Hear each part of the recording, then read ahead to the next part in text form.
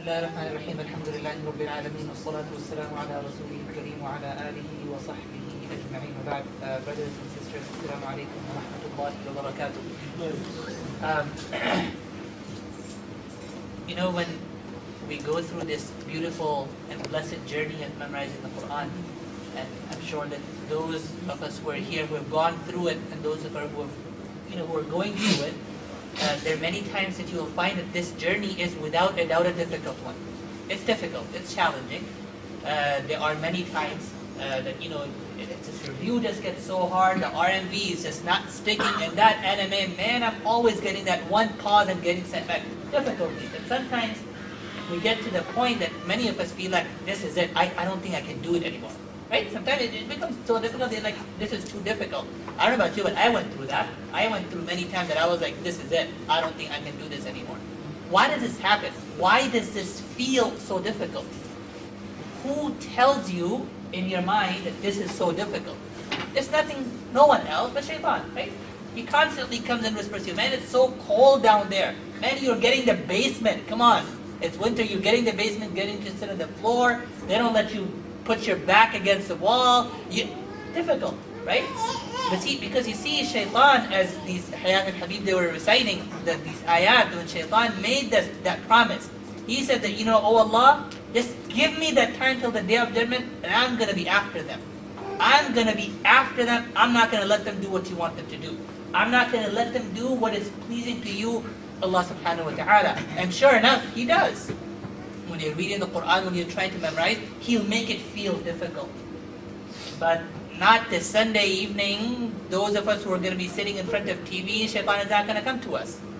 He's not going to come to us when we're watching the Super Bowl. Those of us who will. He's not. Let's be honest, time will fly, you won't even feel it.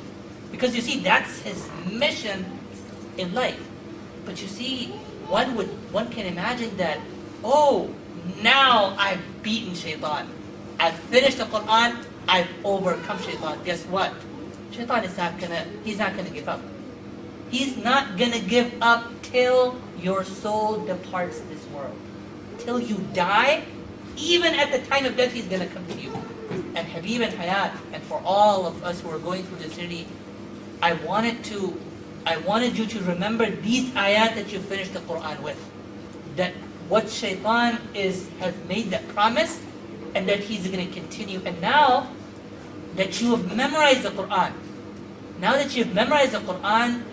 and now as you, mashallah, you celebrate these occasions, and now you live the rest of your life, Shaitan is still going to come to you. But now the thing is, before he may have been trying to get you to quit, but now what he's going to try to do is, whatever the hard work that you have done, he's going to try to make it go to waste. He's going to try to make it go waste. How? His primary way, his biggest way is going to be, and I'm warning you now, it's going to happen. It's going to happen. It's going to be, oh mashallah, look what you have done. Allahu Akbar. You are so amazing.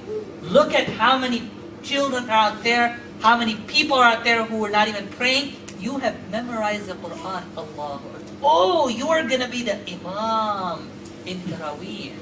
Whoa. 15-year-old Imam in Taraweeh? Whoa, that's amazing. That's some good stuff. Oh, 14-year-old Imam in Taraweeh? Whoa, that's amazing. And you see, Rasul sallallahu alayhi wa sallam, he warned us, he told us, look, this is going to happen. And he even portrayed the end result of such people who are going to fall in this trap on the day of judgment. Remember the famous hadith that we have often mentioned, the people who will be brought up in front of Allah subhanahu wa ta'ala, and they will be asked, what did you do? They will say, I did these good things. And one of them is a person who learned Islam, who learned the Qur'an, and he'll be asked, why did you do so? And he said, for your sake, to learn and teach and so on. And Allah will say, no, you didn't learn it for my sake. You learned it so you can be called a alim. You learned it so you can be called a qari, somebody who recites the Qur'an. So whatever you did it for, you've already gotten it. Now where do you go? To the hellfire. Sometimes when you ask some people, why are you memorizing the Qur'an? You know what they'll tell me? I've heard this many times. Oh, I want to memorize the Qur'an because I want to be an imam. Can you imagine on the day of judgment, Allah calling you up why did you memorize the Qur'an? And you memorize it so you be an imam. And he tells you, well, you memorize it to be an imam, you were an imam in the world, done deal. You got what you wanted, now there's nothing for you that I have, go to hellfire. Can you just imagine the sadness in that situation? And so Habeeb and Hayat, for you as well as for everybody, I want you to keep this in mind. And if there's one dua that all of us should learn today, one dua that Rasul sallallahu alayhi wa sallam taught some of his companions, the dua was, Allahumma inni a'udhu bika min an ushrika bika wa ana a'lam wa astaghfiruka lima la a'lam. That, oh Allah, I seek your protection. Remember again here, you are so weak that you can't even fight shaitan. So you go to Allah with that humble and sincere heart, begging Allah, oh Allah, please help me. I want your protection, oh Allah, that I associate any partners with you, that I do shirk with you. What do you think Riya is? What do you think when you start liking yourself and when you start reciting the Qur'an or doing things so other people, what is that? It's shirk. It's a small form of shirk. So you're asking Allah, I ask your protection that I do shirk with you, and I knowingly do shirk. I know I'm not supposed to show off, but still, I go in front of people, when I have people around, I start reciting beautifully. Or that when I go to that mimbar, or when I start praying, my voice is the most beautiful that it can be. When it comes 3 a.m. in the morning when it's time for tahajjud, no, there's nothing. There's nothing. Or if I'm reciting, I'm like, yeah, okay, whatever, reciting in whatever way. وَأَسْتَغْفِرُكَ لِمَا لَا أَعْلَمُ. And I ask your forgiveness for the time that I may have done it not knowing, without knowing.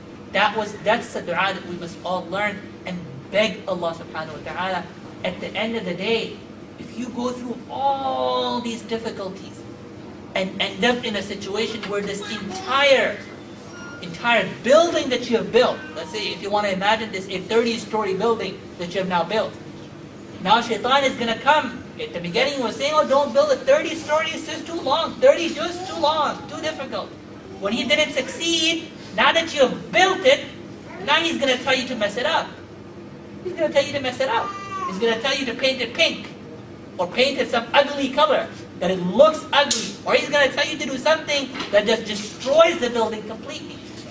Why? Because he doesn't want you to be successful. And so now, Habeeb and Hayat and all of us, we know where we are. We know what's going to happen. We know. People are, or in general, you're going to be in situations where you'll feel like showing off. But you also know the end result of people who show off. Of people who have this feeling in their hearts that they are going to be really good. So, my purpose to remind all of you is to know these things and ask Allah's protection in, against shaitan, that He protects you from, these feelings of liking yourself, these feelings of being proud of yourself, these feelings of, trying to show people how good you can, recite or how well you memorize. I ask Allah subhanahu wa ta'ala to bless us and to keep us away from shaitan and to give us the ability to fight shaitan and to stay away from showing up. وصلى الله وسلم وبارك على نبينا محمد وعلى اله وصحبه اجمعين سبحانك اللهم وبحمدك اشهد ان لا اله الا انت استغفرك واتوب اليك. Mubarak to Hayat and Habeeb, and most importantly their families, their parents, and other members who have really helped them throughout. We ask Allah subhanahu wa ta'ala to accept it from all of us. Assalamu alaikum.